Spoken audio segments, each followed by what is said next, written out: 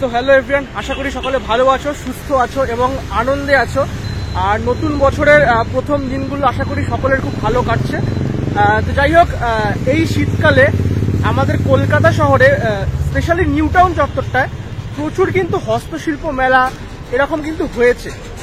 আর প্রত্যেক বছর ইকো পার্কে যে হস্তশিল্প মেলাটা হয়ে থাকে, যেটা আমাদের ইকো পার্কের 1 নম্বর গেটে, সেইটা কিন্তু এইবারে অনুষ্ঠিত হতে চলেছে। ডিসেম্বরে হবার কথা ছিল, বাট কিছু সমস্যার জন্য সেটা একটু পিছিয়ে জানুয়ারিতে কিন্তু শুরু হতে চলেছে। আর এবারে কিন্তু যেটুকু আমি জানতে পেরেছি, লোকেশন কিন্তু চেঞ্জ হয়েছে। সেটা ইকো পার্কের 1 নম্বর গেটটা ওখানে এখন হচ্ছে না, এবারে কিন্তু হবে সেন্ট্রাল মলের সামনে যে মাঠটা সেখানে। আর অবশ্যই সেটা কিন্তু আরো সহজভাবে বললে নিউ টাউন সার্বজনীন দুর্গাপুজোর যে মাঠ, সেই মাঠেই কিন্তু এইবারে অনুষ্ঠিত হতে চলেছে হস্তশিল্প মেলা। তো ফাইনালি আমি কিন্তু পৌঁছে গেছি একদম সেন্ট্রাল মলের সামনেটাই। অলরেডি দেখতে পাচ্ছি চারদিকটা কিন্তু সুন্দর করে এখন আয়োজন চলছে, শেষ মুহূর্তের প্রস্তুতি, মানে আগামীকাল থেকেই শুরু হয়ে যাচ্ছে এই হস্তশিল্প মেলা। এবং এখন দেখতে গেলে মোটামুটি বাজে হচ্ছে 1:05 মতো।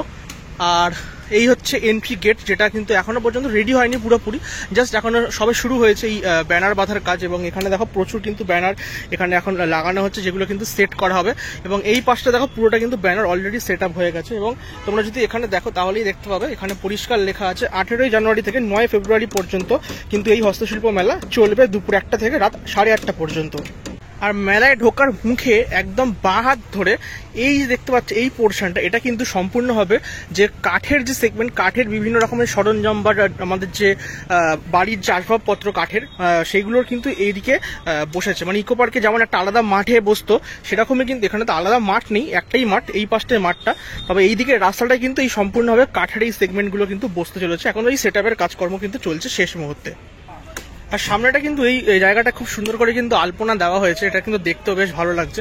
দুর্গাপুজোর পর আবার কিন্তু এই জায়গাটা আসা হলো। ওই হচ্ছে সেন্ট্রাল মল, দেখতে পাচ্ছ যে বিল্ডিংটা, ওটা সেন্ট্রাল মল। আর মাঠটা পুরোটা কিন্তু সুন্দর করে এইভাবে কিন্তু বাইরেটা হোর্ডিং দিয়ে কিন্তু ভরিয়ে দেওয়া হয়েছে। আর এখানে পানীয় জলের বিভিন্ন রকম ব্যবস্থাও কিন্তু আছে, তো বেশ ভালো ব্যবস্থা। এবং চারদিকে কিন্তু একদম তোড়জোড় চলছে একদম।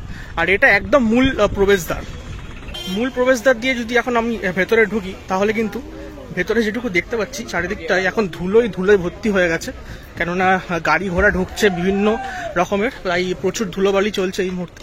তো এখানে যেটুকু দেখতে পাচ্ছি এখনো সাজানো কিছুই হয়নি, একদম সব যারা ব্যবসায়ীরা আছেন বিভিন্ন জেলা থেকে এসছেন প্রত্যেক বছরের মতন যেমন ইকো পার্কে আসে, ঠিক সেরকমভাবে এসে এইগুলো কিন্তু সব ঢাকা দিয়ে রাখা হয়েছে। এগুলো নিজেদের জায়গাগুলোকে ভাগ করে নিচ্ছেন তারা, এবং এগুলো কিন্তু আস্তে আস্তে আজকে রাত থেকে বা কালকে সকাল থেকে সুন্দর করে কিন্তু সেট আপ হবে।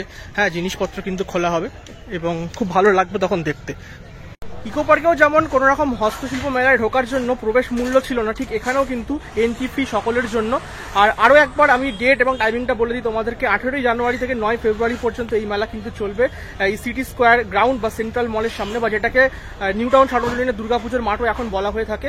আর টাইমিংটা কিন্তু বলে দিই, দুপুর 1টা থেকে 8:30 সন্ধ্যে পর্যন্ত। মেন গেট দিয়ে প্রবেশ করার পরেই ডান হাতে পড়বে কিন্তু কার্যালয়, যেটা কিন্তু অফিস করা হয় প্রত্যেক বছর। এই সামনেটা কিন্তু ফুলের বাগান টাইপের থাকে, এবছর সেটা হবে কিনা জানি না। তো আর এখানে ঢুকেই একদম সব থেকে যেটা বড় যেটা দেখতে পাচ্ছি, সেটা হচ্ছে কারু ভাষা আর পটচিত্র শিল্প। পশ্চিম মেদিনীপুর থেকে এনারা কিন্তু এদিকটা এসেছে।